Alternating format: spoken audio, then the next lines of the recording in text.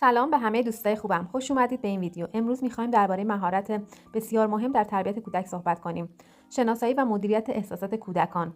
کودکان مثل ما بزرگترها احساسات پیچیده‌ای دارن. اونها خوشحال میشن، غمگین میشن، میترسن و یا عصبانی میشن.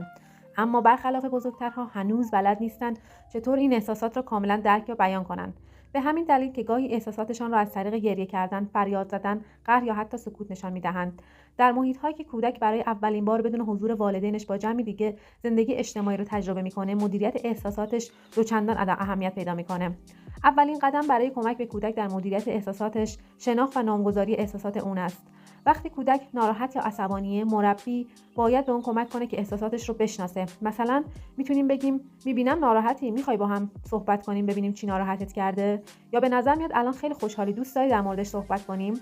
با این کار کودک یاد میگیره که احساساتش رو شناسایی کنه و به جای رفتارهای پرخاشگرانه یا انزوا طلبانه درباره اون صحبت کنه. دومین قدم مهم پذیرفتن احساسات کودک بدون قضاوته. ما باید به کودک این پیام رو بدیم که احساساتش حتی احساسات منفی پذیرفته شده است. مثلا وقتی کودکی از چیزی میترسه، به جای اینکه بگیم ترس نداره که، میتونیم بگیم میفهمم که ترسیدی، بیا با هم بررسی کنیم چرا ترسیدی و چه کاری میتونیم انجام بدیم براش. این پذیرش احساس امنیت رو در کودک تقویت میکنه و اون رو تشویق میکنه تا احساساتش رو بدون ترس ابراز کنه.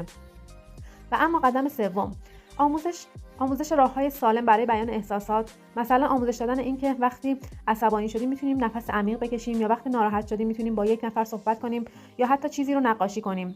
اینجاست که نقش بازی‌های نمایشی، قصه‌گویی و فعالیت‌های هنری اهمیت پیدا می‌کنه. این فعالیت‌ها به کودکان کمک می‌کنه تا احساساتشون رو در قالب خلاقانه و بدون آسیب به خود و دیگران بیان کنند.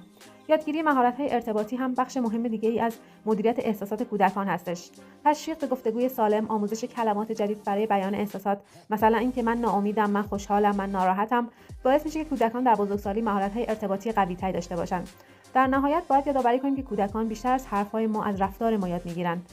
وقتی ما به عنوان بزرگترها خودمون احساساتمون رو به شیوه آرام و سالم مدیریت می‌کنیم، بهترین الگو می‌تونیم برای کودکانمون باشیم.